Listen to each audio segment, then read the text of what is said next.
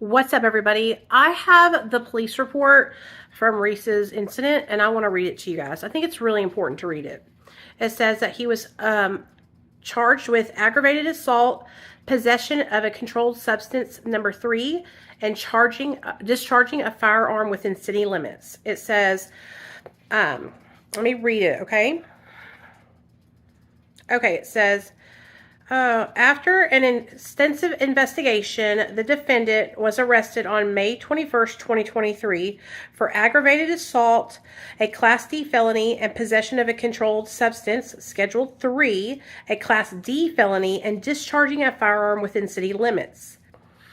The facts of this investigation are set out in the arrest report completed by Officer Neo Long Tao.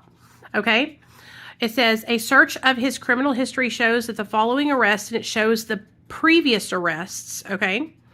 It says, on May 21st, 2023, at approximately 1:10 hours, I was dispatched at his address in reference to shots fired.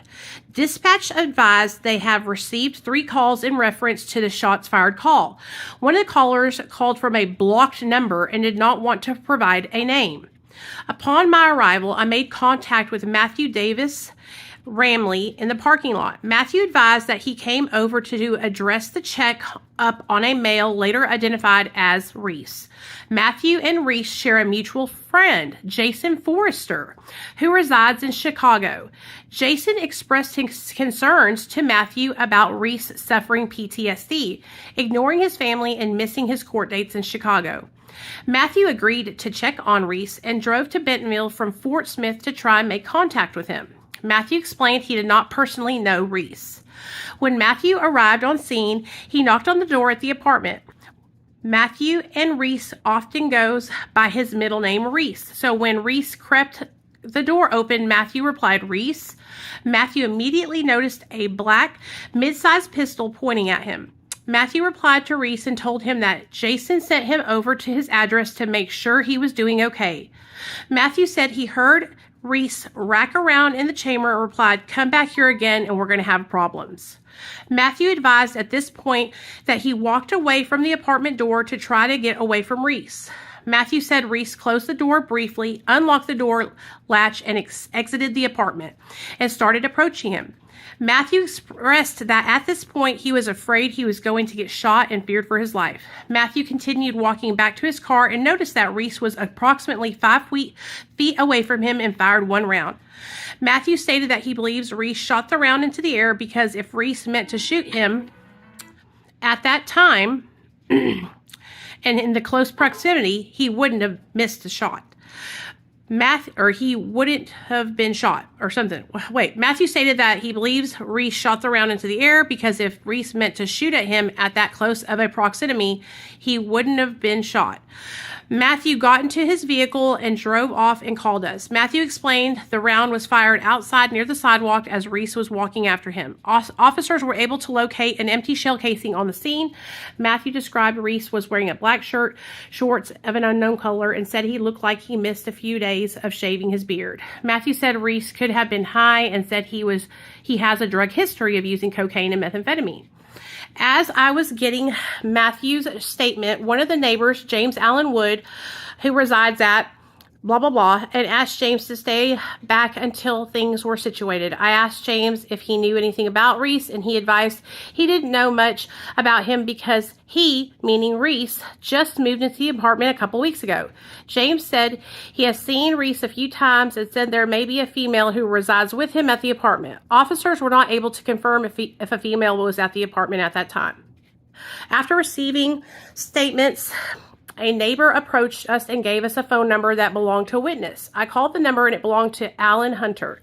Alan stated he heard a single gunshot from the call address. Alan stated it sounded like the gunshot was right next to him.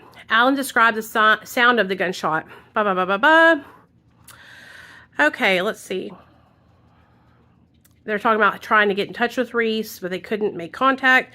Then it says, on Sunday, May 21st, at 19:58 hours, I was dispatched to the address, and Sergeant Davis took Reese into custody. While I was preparing to leave, Levi Tolliver approached me with a gold piece of spent brass, which appeared to be a shot from a pistol. He showed me the brass and showed him where he located it.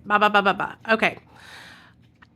On May 22nd in 2023, approximately 900 hours, Judge Smith signed a search warrant for Reese's house. During the search, vials and tablets of Schedule III substances were taken from the residence in a brown toiletry bag under the master bathroom sink. And these were dostranolithin ethanate and proanadrol. These are fucking steroids, y'all. In one of the upper kitchen cabinets across the sink from the Sustanon and Sematron was located. That's another steroid. All of these are Scheduled III controlled substances and have a total calculated amount of 9.88 grams. In the master bedroom closet, a Blue Century brand fireproof lockbox was located, top shelf, with the keys to the box, It was the gun box, okay? So basically, Jason called this person who Reese doesn't even know and sent him over to check on Reese. And when he said, hey, Jason sent me, Reese was like, oh, hell no. Of course he was like that. And they didn't find drugs in his apartment. They found steroids in his apartment. Way to omit that information, Jessica Kent. Wow. This just can't get any worse, can it? You are manipulating your audience. This is sick.